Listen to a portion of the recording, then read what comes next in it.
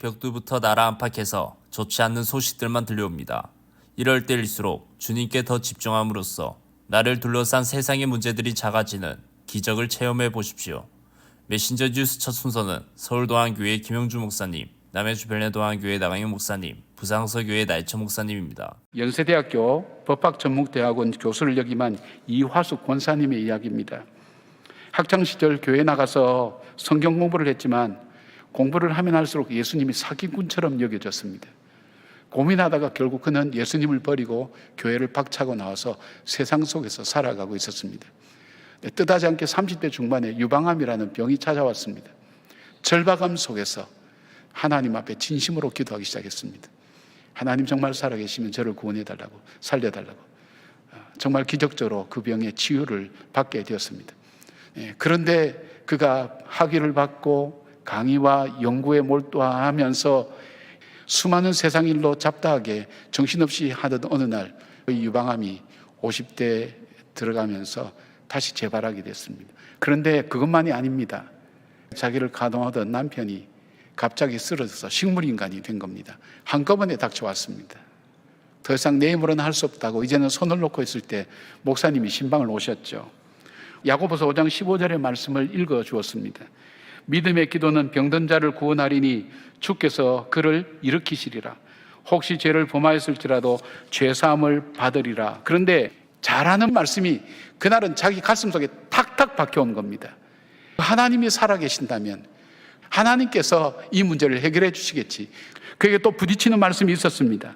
이사야 53장 5절 말씀, 그가 찔림은 우리의 허물 때문이요 그가 상함은 우리의 죄악 때문이라. 그가 징계를 받음으로 우리는 평화를 누리고 그가 채찍에 맞음으로 우리는 나음을 입었도다. 다 하는 말씀이에요. 그런데 이 말씀이 자기를 위한 말씀이라는 것을 깨닫게 되었습니다. 그때부터 하나님의 말씀이 자기 삶을 인도해 가기 시작했습니다. 매일 병원에 들러서 식물인간 된 남편에게 하나님 말씀을 계속 들려주었습니다. 그리고 병원에 나와서 학교로 갈 때에는 하나님 오늘도 이 복음을 필요로 하는 학생을 만나게 해주세요. 그 기도하면서 학교 가면 학생들을 만날 때 정말 죽음 직전에 있는 그 학생들, 그들이 예수를 믿고 돌이키는 그 놀라운 역사를 보게 된 겁니다. 그가 내가 만든 하나님이라는 책에서 그리스도께서 나와 함께 고난의 삶을 넘고 계시다는 그 믿음이 커갈수록 자신의 문제는 점점 작아졌다고 그렇게 말씀하고 있습니다. 어떤 심리학자가 잼을 가지고 실험을 했어요. 마트에서 24가지 잼을 쫙 늘어놓고 진열해서 팔 때와 그 중에서 괜찮은 거 6개만 진열해서 팔 때 고객들이 어느 경우에 잼을 더 구입하는가, 이런 선택에 대한 실험을 했어요. 결과는 6가지를 진열한 경우에는 고객의 30%가 잼을 샀고요. 반면에 다양한 종류의 잼을 진열했을 때는 3%만이 잼을 구매했다고 합니다. 사람들에게 무조건 많은 수의 선택지를 주는 것보다는 적당한 수의 선택지를 주어야 실제로 선택을 할 수 있고 또 자기의 선택에 더 만족하게 된다는 결론을 내렸습니다. 여러분, 새해가 되면 새해에는 이런 일이 있을 것이고 그래서 이렇게 해라 뭐 이런 책들이 나오는데 그대로 되는 것도 있고 안 되는 것도 있어요. 그런 저자들이 다 전문가들이에요. 그러나 그분들은 아무리 전문가라도 2024년을 먼저 가본 사람들은 아닙니다. 그러나 우리 하나님은 우리보다 먼저 가보신 하나님이십니다. 그 하나님을 따라가는 것이 가장 현명한 선택입니다. 그런 하나님께 대한 믿음을 잘 준비하지 않는다면, 행하셨던 일들을 기억하지 않는다면 우리는 우리 앞에 닥쳐오는 상황 앞에서 어쩌면 이스라엘처럼 가장 안 좋은 선택을 하게 될지도 모르겠습니다. 새 역사를 향해 나아가는 이스라엘의 길을 멈춰 세우신 하나님은 모세를 통해서 이 뼈아픈 실패의 역사를 돌아보게 하셨습니다. 앞으로 가나안으로 들어갔을 때 어쩌면 그런 기가 막힌 웅덩이와 실패의 상황과 수렁의 상황이 기다리고 있을 것을 하나님은 아시기에 그것을 먼저 보신 하나님께서 그들의 심령에 믿음의 무장을 지금 시키고 계십니다. 오늘 우리도 이 땅에서 답이 보이지 않는 기가 막힌 상황을 올해 만날지도 모릅니다. 믿음으로 하나님 도우심 구하며 나아갈 것이냐, 아니면 답답한 현실에 순응하면서 하나님 백성으로서의 모습을 포기하고 시류에 따라서 이리 갔다 저리 갔다 마구잡이로 오래를 살 것이냐, 이 선택 앞에서 승리하는 우리 모두가 될 수 있기를 바랍니다. 성경에 보면 이 용사라는 단어가 모두 146번 나와요. 용사 중에서도 큰 용사로 칭함을 받는 사람이 있는데 바로 기드온입니다. 기드온을 향해서 사사기 6장 12절에 보면 큰 용사여 여호와께서 너와 함께 계시도다, 그렇게 말씀합니다. 이 기드온이 살던 시대에 이스라엘은 미디안이라고 하는 강대국에 7년 동안 압제를 당하고 있었어요. 그때 하나님이 기드온을 부를 때 주님, 내가 여기 있사오니 나를 써주소서, 그렇게 응답을 했을까요? 주여, 내가 무엇으로 이스라엘을 구원하리이까? 보소서, 나의 집은 므낫세 중에 극히 약하고 나는 내 아버지 집에서 가장 작은 자니이다. 이건 겸손이 아니에요. 못하겠다는 얘기입니다.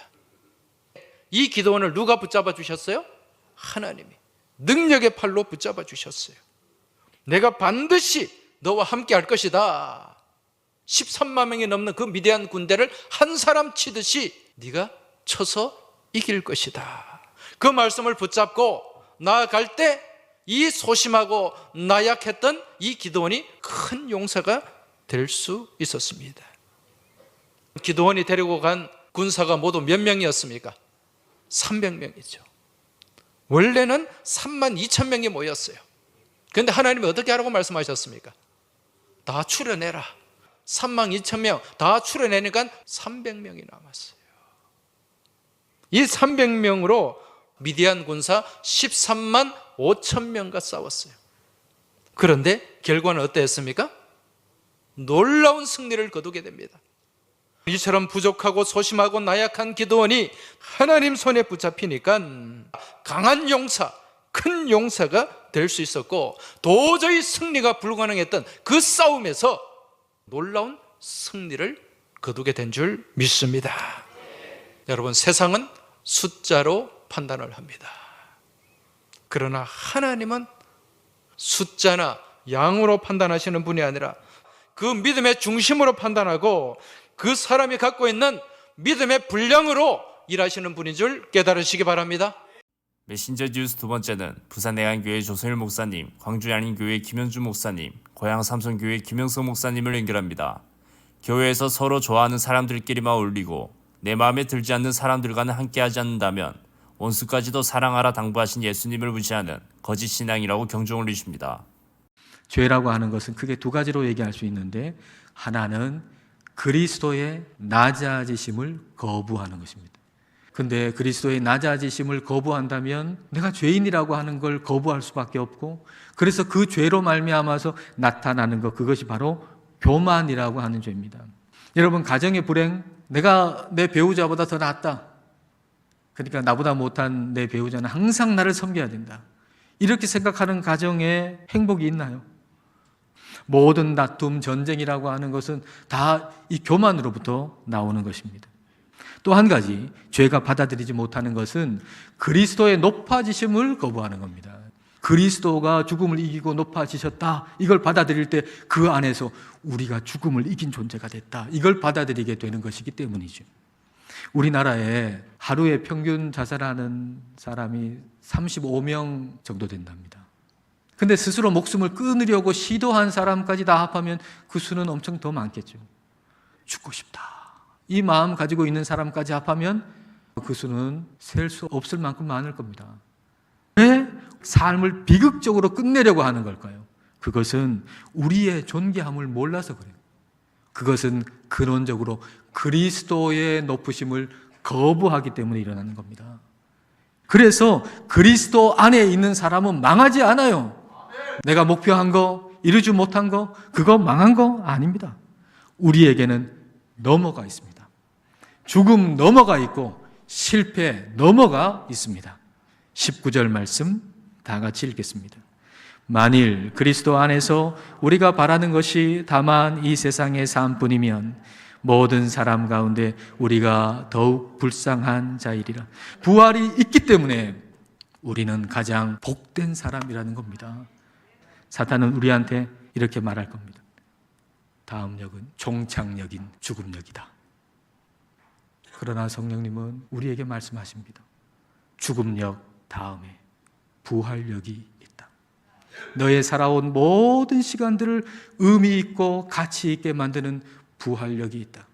그러므로 너의 남은 시간을 끝까지 믿음으로 살아라. 2024년 첫 번째 주일에 하나님께서 우리에게 주시는 말씀을 통해 내 삶의 목적이 무엇인지 생각해 보시기 바랍니다. 여러분은 여러분 자신을 위해서 살고 있습니까? 자녀를 위해서 살고 있습니까? 다른 목적을 위해서 살고 있습니까? 여러분, 목적은 방향입니다. 예수님이 제자들을 부르신 목적 과연 뭘까요? 이에 12를 세우셨으니 이는 자기와 함께 있게 하시고 또 보내사 전도도 하며 귀신을 내쫓는 권능도 가지게 하려 하심이로라. 예수님이 12사람을 불러서 제자로 세우시고 함께 생활하면서 그들에게 하나님 나라가 어떤 나라인지를 가르쳐 주시고 보여주세요. 함께 사는 공동체입니다. 근데 여러분, 내가 사랑하고 좋아하는 사람과 함께 사는 거는 좋아요. 문제가 반대. 내가 싫어하고 미워하는 사람과도 함께 살아야 됩니다. 그게 예수님이 제자들과 함께 살 때 보여주신 모습이에요. 야고보와 요한, 베드로와 안드레는요, 얼마나 사이가 안 좋냐면 예수님이 내일 돌아가시기 전날 밤까지 이 사람들은 싸워요. 하나님 나라는 그렇게 내가 좋아하는 사람만 함께 사는 게 아니고요, 나랑 안 맞는 사람, 내가 싫어하는 사람과 함께 사는 거예요. 여러분, 12제자 가운데 세리 마태는 어떤 사람이냐면 세금을 걷어다가 누구한테 갖다 줘요? 로마에다 갖다 줘요. 우리나라 일제시대에 세금을 걷어서 일본 사람들한테 갖다 줘요. 그런데 거기에 야고보, 시몬, 가론 유다라고 하는 이 세 사람은 뭐냐면 열심당원이에요. 우리나라 말로 바꾸면 독립군입니다. 친일파와 독립군을 예수님이 따로따로 불러갖고 한데 모아놨어요. 여러분, 살 수 있어요, 없어요? 원수잖아요. 이게 친일파와 독립군이 어떻게 같이 삽니까? 근데 제자들은 삽니다. 누구랑 같이 사니까? 예수님이랑 같이 사니까. 그걸 보여주는 거예요. 왼수가 함께 살 수 있다. 예수님과 함께 살면. 사랑하는 광주 양림교회 성도 여러분, 여러분은 무엇을 위해 살고 계십니까? 먹고 사는 일에만 바삐 살잖아요. 그러면 사람답게 못 살아요, 여러분. 마가복음은 함께 살고 성장하고 악한 영과 싸워서 이기는 하나님 나라를 우리 인생의 목적으로 두고 살라고 우리에게 말씀하고 있는 겁니다. 오늘 말씀을 통해 2024년에는 원수를 사랑해야겠다고 목표를 정하신 분들은 나랑 서먹한 관계가 있는 분에게 어떻게 해야 돼요? 손을 내미셔야 돼요. 목표를 세워놓고 머릿속에만 넣어놓으면 그 목표가 아니에요, 여러분. 목표를 세웠으면 나랑 서먹한 관계가 있어요. 오늘 설교를 들었을 때 마음이 뜨거울 때 손을 내밀어야 손이 내밀어지는 거예요. 이따 식당에 가기 전에 손을 잡아. 그러면 돼요.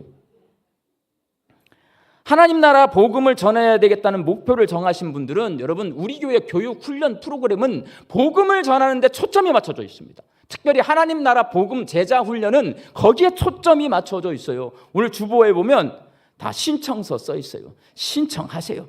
신청하면 목표를 향해 달려가는 겁니다. 우리 광주 양림교회 성도들이 2024년에 이 목적이 이끄는 삶을 사셔서 우리 교회가 원수와 함께 사는 공동체, 복음을 전하며 성장하는 공동체, 악한 영들과 싸워서 이기는 공동체가 될 수 있기를 예수님의 이름으로 축원합니다.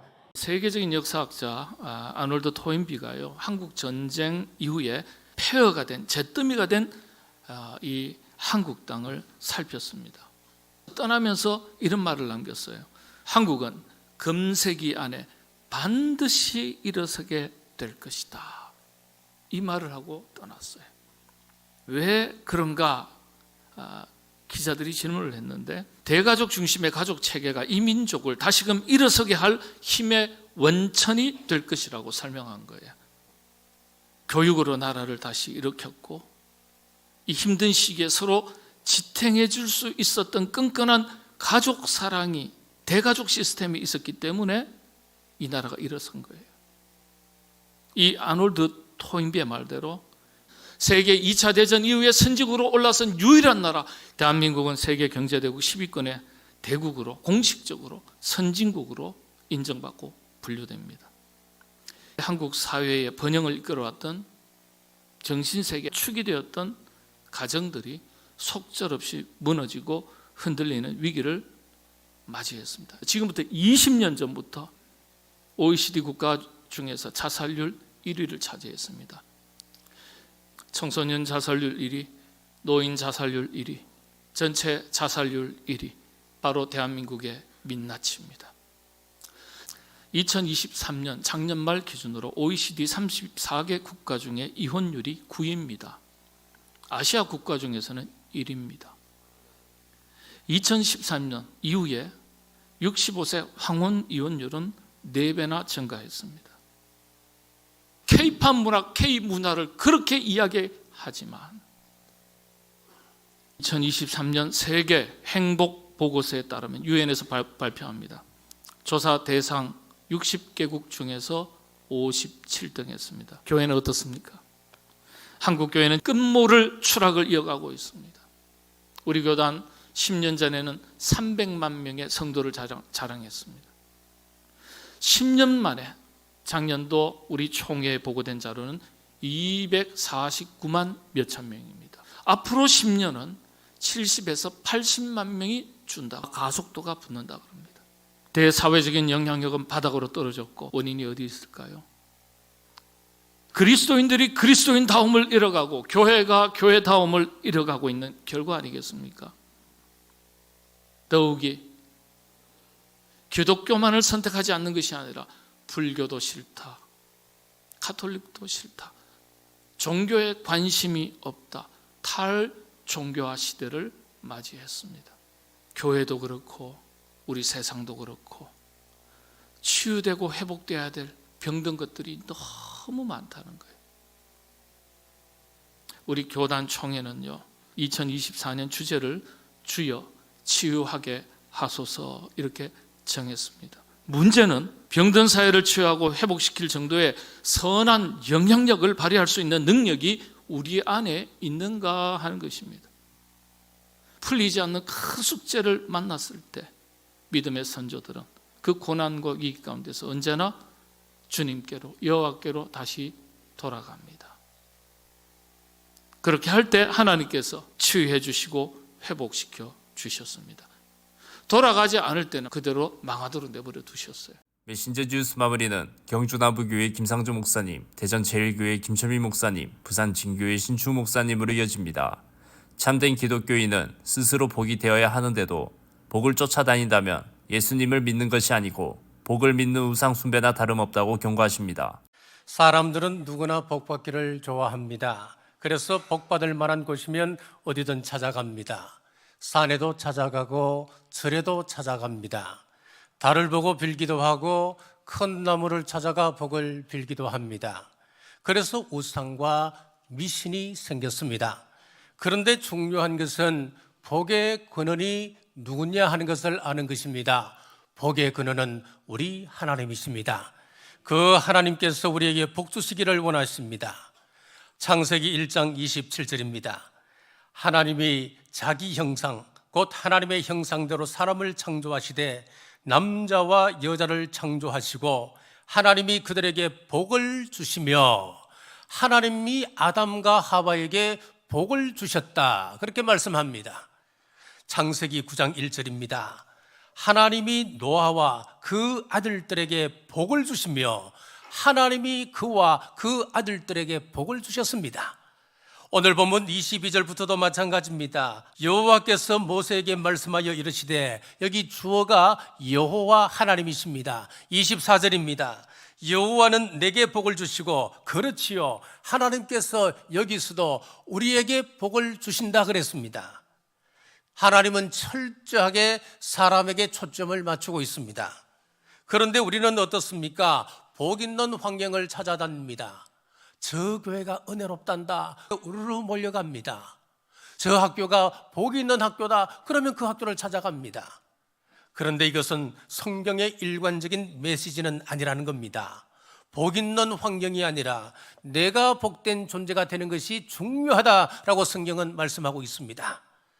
아브라함에게 주신 복이 그것입니다. 창세기 12장 2절입니다. 내가 너로 큰 민족을 이루고 내게 복을 주어 내 이름을 창대하게 하리니 너는 복이 될지라.